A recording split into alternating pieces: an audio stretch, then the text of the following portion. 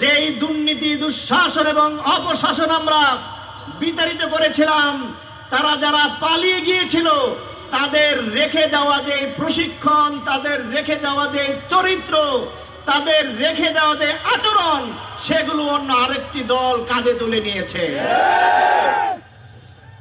সেই দলটি, সেই মানুষগুলো সেই 54 বছরের দুর্নীতি দুঃশাসনের যে চরিত্র, এই চরিত্রটাকে তারা ধারণ করে এই 56,000 বর্গমাইলের প্রত্যেকটি এলাকায় চাঁদাবাজির এক স্বর্গ রাজ্যে পরিণত করেছে। শুরু হয়েছে দুই নেতার, দুই দলের, দুই দৃষ্টিভঙ্গিতে দেশ চালানোর প্রতিযোগিতা। একদিকে একজন মানবিক নেতা, তিনি মানুষদেরকে সংগঠিত করে, মানুষদেরকে সাথে নিয়ে দেশটাকে একটি শান্তিময় দেশের দিকে নিয়ে যেতে চাচ্ছেন। আরেকদিকে আরেকজন নেতা, আরেকটি দল, আরেকটি গ্রুপ এই বাংলাদেশে 54 বছরের যে ইতিহাস, সেই ইতিহাসের আলোকে এই দেশটাকে সেই ধ্বংসের ধারাবাহিকতায় সামনের দিকে নিয়ে যেতে চাচ্ছে।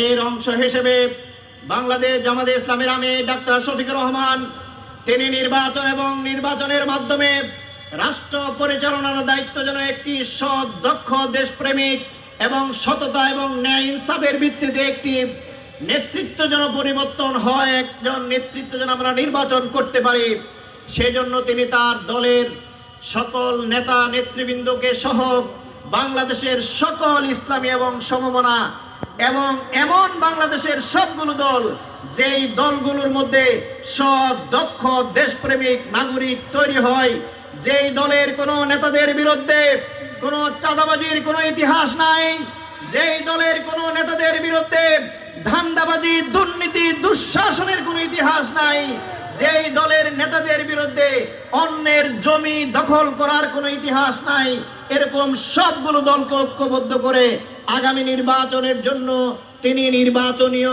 11 দলীয় ঐক্য জোট গঠন করেছেন।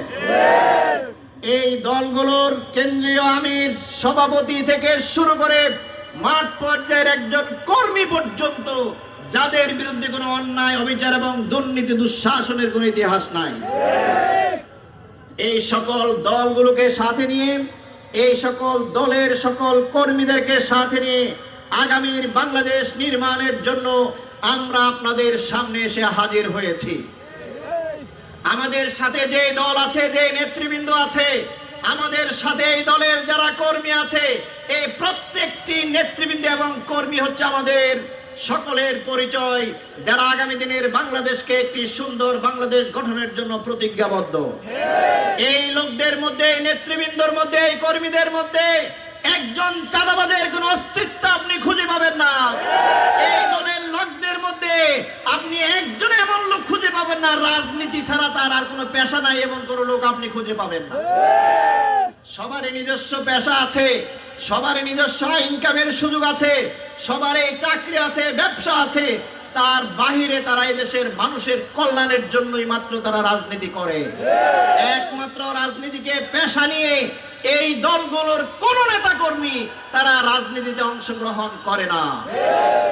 অন্যদিকে আমরা দেখছি এমন কিছু দল আমাদের বাংলাদেশে আছে, তাদের যখন সুসময় আসে, তাদের নেতাদের আর কোনো চাকরি বাকরি ব্যবসার প্রয়োজন হয় না।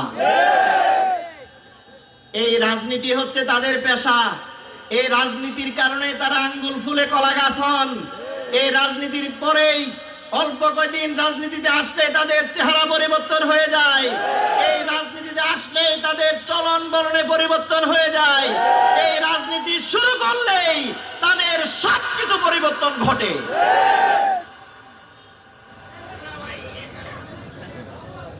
এই রাজনীতির কবল থেকে বাংলাদেশকে মুক্ত করার জন্য আমরা প্রতিজ্ঞাবদ্ধ হয়েছি।